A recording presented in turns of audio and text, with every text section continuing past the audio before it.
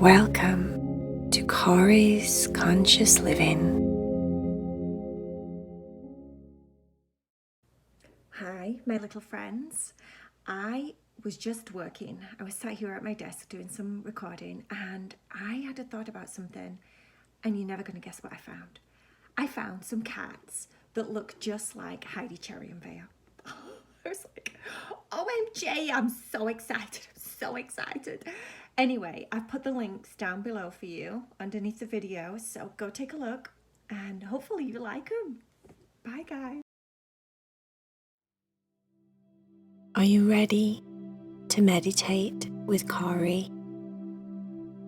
It's time to be so still in your bed, super quiet, so that you can relax your body and let go of your busy day. Marlowe was in bed relaxing. She was trying very hard to go to sleep, but she kept thinking about this certain situation. Recently, she'd had her ears pierced, and Marlowe was a very big fan of a series of stories that Cory made called Moonbow Forest. In Moonbow Forest, Stephany gets her ears pierced for her birthday, and she gets a very special pair of earrings that happen to allow her to go to a magical place in another dimension, far away. Now Marlowe was laid in bed thinking about how cool it would be if her earrings happened to be magical just like Stephany's. She was thinking so much that it was keeping her awake. Marlowe tried to not think so much, because when she thought about going to Moonbow Forest, she would get super excited. And because she was so excited, she couldn't sleep. And then she would try and not think about Moonbow Forest. But then it would pop back into her head again. And this kept happening over and over. She'd been in bed 45 minutes and still couldn't fall to sleep. She thought about doing some breathing exercises, taking nice, long, slow, deep breaths, breathing all the way down to her tummy. She closed her eyes and started to try and relax all of the different parts of her body. She relaxed her feet. Her legs got heavy and tired and relaxed. She relaxed all the tension around her eyes and across her forehead.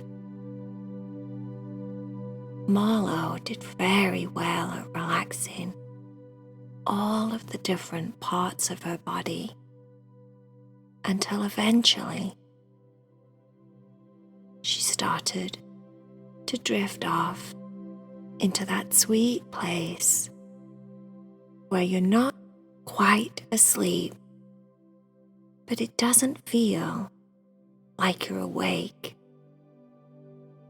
And then something very strange started to happen.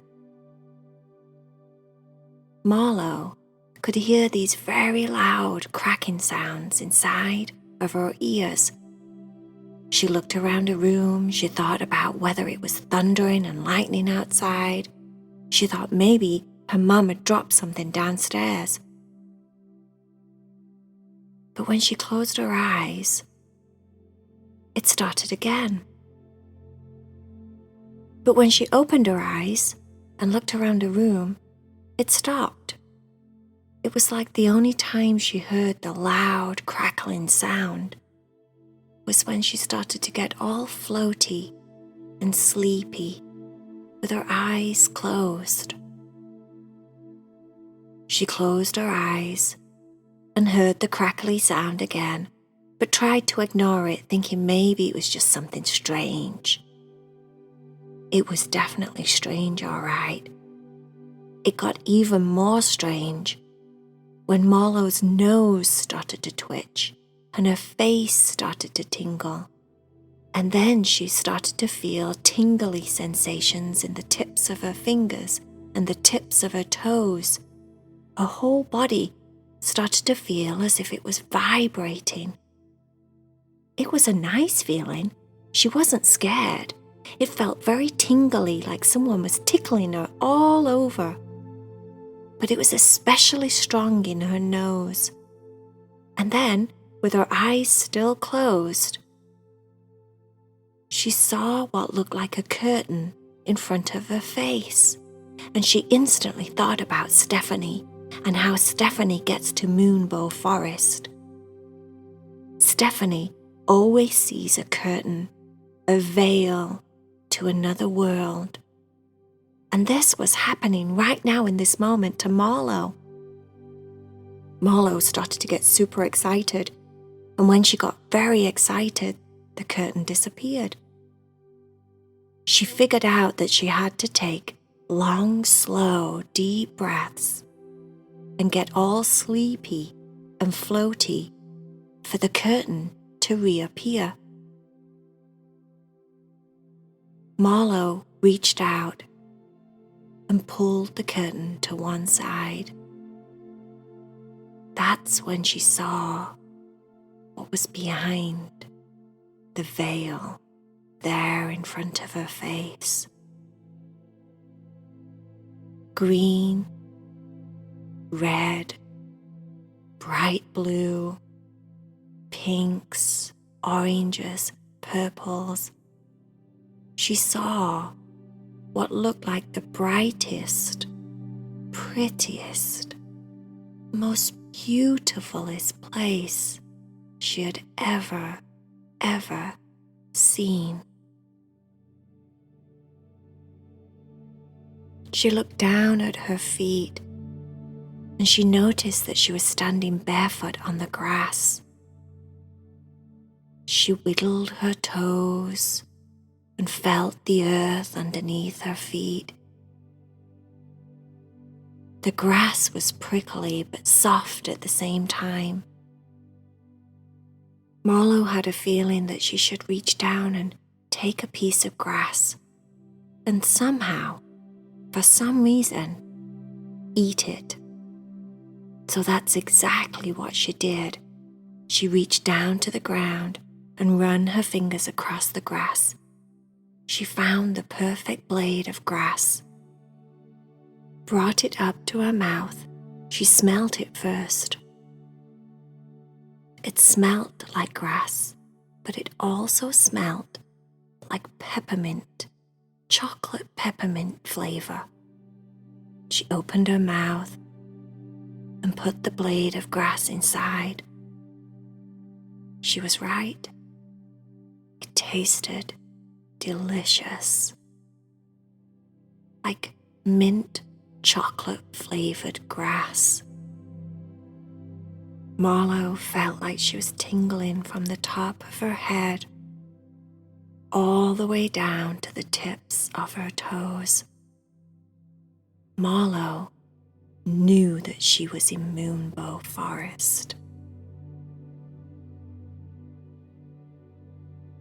Over there in front of her, she could see what looked like horses, but she knew that they were unicorns. They were just grazing on the peppermint, mint, chocolate flavored grass. There were white unicorns and silver unicorns and all different shapes, sizes, and colors.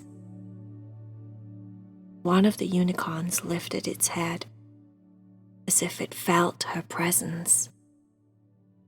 For a moment, Marlowe got a little bit nervous. She wasn't sure if she was supposed to be there. But then the unicorn started to walk towards her. It had a gentle, sweet, happy face, and she felt comfortable. All of her fears disappeared. "Welcome," said the unicorn. "My name is Luna. I don't think we've seen you here before." Marlowe said, "No, I've never been here before. This is my first time in Moonbow Forest." "Oh, you are going to have so much fun," said Luna the unicorn. "What would you like to see first, I wonder?" And then another unicorn started to walk towards them. This unicorn was as black as night, completely opposite to Luna, the white silvery unicorn. The unicorn got closer and closer, and as it got closer, Marlowe could see that its eyes were like stars in the sky, like a silvery, bluey grey colour, and they were so soft and sparkly and happy. The unicorn introduced himself. He said his name was Jupiter. "Would you like to come with me?" said Jupiter. "Let's go and have an adventure." Jupiter was a very special unicorn. Some unicorns have the ability to psychically know everything, and Jupiter instantly knew everything that Marlowe would like to see there in Moonbow Forest. The first place that he took her looked like big, giant mud puddles, and in those mud puddles were hundreds of tiny little fairies swimming around and splashing. Some of them were just laying in the mud puddles.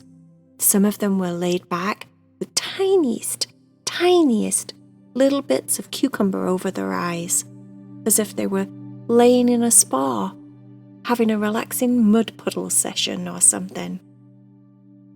Marlowe said, "What is this place?" And just as she spoke, all of the hundreds of fairies flew up from the mud puddle and shook themselves off. They flapped their wings and they got sparkly and bright, and they were all flying there in front of her face. "Welcome, welcome," said the fairies. "Come join us in our fairy spa." She was right. It was a spa. Marlowe said, "Should I get in the mud?" One of the fairies that had a pretty pink dress on with the deepest, reddest rosebud wings and a little pink tulip hat flew right in front of her face and said, "This is no ordinary spa. Get inside and give it a taste." Marlowe climbed into the mud. It wasn't cool or anything like that. It was quite warm, like the perfect temperature. She sunk down into the mud, and it smelled so sweet and delicious. One of the fairies said, "Taste it!" And then that got around, and all the little fairies in unison were saying, "Taste it, taste it, taste it." Marlowe reached up and licked one of her fingers that was covered in what looked like the mud. But it wasn't mud. It wasn't mud at all. It was chocolate-flavored ice cream. The most delicious chocolate-flavored ice cream that she had ever tasted. It was as if it was made from the angels, or Even better, it was created by the fairies. This is magical mud. Not only does it taste delicious, and you can eat it as much as you want, it makes you the happiest you have ever felt. Just being in this mud takes out all of your worries, all of your stresses. It makes you so happy and content inside. You won't want for anything else, said the fairies. It was true. Marlowe laid back, and 2 little fairies flew down and put cucumber rings on her eyes. She relaxed and took a big, deep breath. Her tingles got even stronger. They were vibrating throughout her whole body. But these tingles were like little messenger tingles traveling through all of her cells and her bones and her muscles, sending signals to her brain that all was well. Everything was good in the world. She was loved. She's safe. Everyone that she loves is good and safe. And all that she knows to feel right now in the chocolate mud bath is complete happiness. Marlowe soaked it in. It was like she was bursting full of happiness.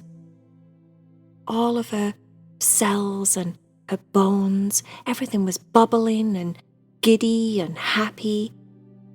It was like 1,000 billion trillion butterflies were tickling inside of her tummy.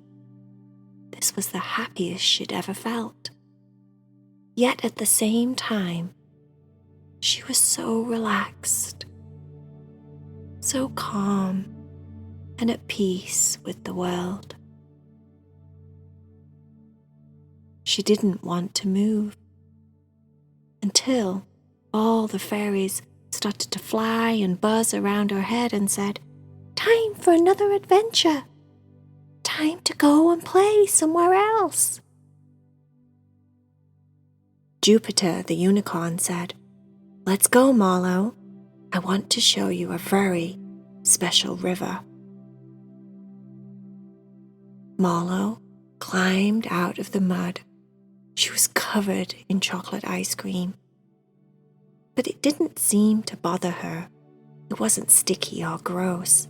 It was actually very soft and it smelled so good. She only had to walk just a couple of steps before Jupiter said, "Welcome to Slurpee River." "Slurpee River?" said Marlowe. The river was red. It was obviously like cherry flavor or strawberry or raspberry flavor, she thought. She was very much surprised. When she stepped into the Slurpee River, because that's what Jupiter said she should do, to wash off all the chocolate mud, it was so cold. It was cold like a Slurpee, but it was refreshing. "Do you want to taste?" said Jupiter. Guess what flavor it is? Marlowe already knew. Cherry, maybe strawberry or raspberry. Said Jupiter. "Give it a taste." Marlowe leant down and scooped up some of the Slurpee in her hand and brought it up to her mouth. It tasted like red, shiny apples. Red apples. It was sweet and fresh, and it smelt very, very appley. It was like eating, but she wasn't, she was drinking. The bestest apple she'd ever tasted. Let's face it, sometimes apples can be a little bit boring. but not this slurpy river. It was absolutely delicious. The fairies started to sing, "Swim, swim, swim." Ooh, thought Marlowe, I'm not sure I want to get that cold. But she was brave. She walked into the river up to her knees, and then up to her thighs, and then up to her tummy, and then just laid back and swam around in the apple-flavored slurpy river. It was so cool and refreshing, like when you get in the ocean on a hot summer day. And just then, as she was swimming around on her back, the clouds in the sky seemed to open up like curtains, and it started to rain. It rained sprinkles. Not rain, like sprinkles. You know, sprinkles that you have on ice cream sundaes, or the sprinkles that you put on birthday cakes. Those type of sprinkles. Rainbow sprinkles falling from the sky like magic. Marlowe closed her eyes and opened her mouth. This was so fun. This is the best place in the world, she thought. I'm not surprised Stephany loves this place. Jupiter watched as Marlowe swam around like a little guppy fish with her mouth wide open. She kept opening and closing and chewing and opening and closing and chewing until eventually she got quite full. She got out of the slurpy river, and Jupiter said, maybe it's time for something else. Marlowe was looking a little bit tired. He told her to climb up on his back, and as she did, she noticed something she'd not noticed before. All the rocks on the ground weren't rocks, they were cookies. All different shapes and sizes and what looked like different flavors. If she wasn't so full from all the sprinkles and the chocolate mud ice cream and the slurpee, she thought maybe it would be nice to try all those different cookies. Jupiter told her to grab hold of his hair, to squeeze tight with her knees so that they could go for a fly. Marlowe did just that. And within a couple of seconds, Jupiter was slowly moving up off the ground. The sun was going down in Moonbow Forest. You could see that the fairies were flying to the different trees where they went to sleep at night. The unicorns were starting to lay down to rest. Everything was slowing down there. Everything knew it was that time of day.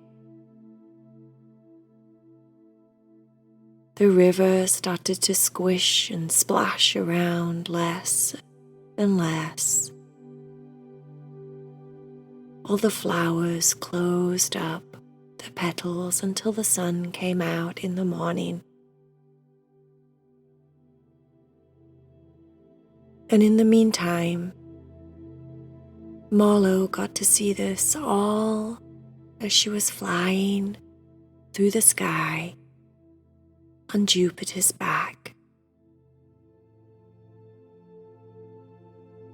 She got quite snuggly up there.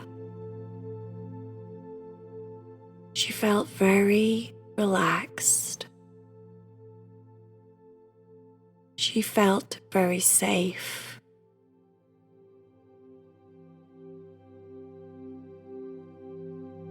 She snuggled down onto Jupiter's back and laid her face next to his neck.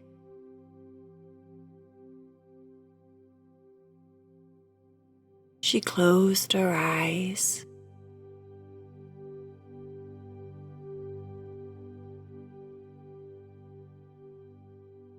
and started to drift off.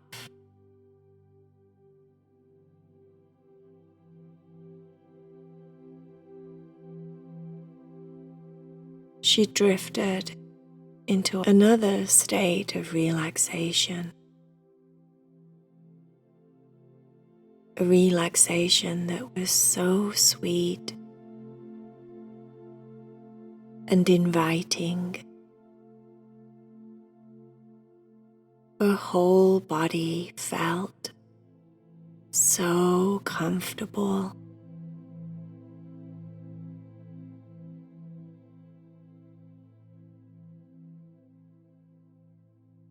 She relaxed deeper and deeper as the moments passed.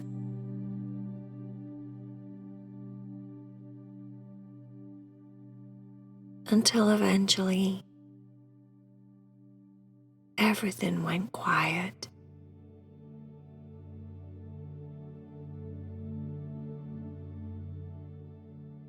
So quiet.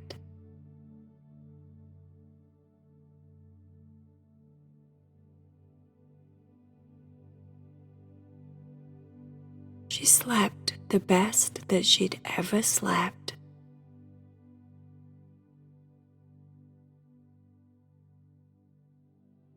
The end.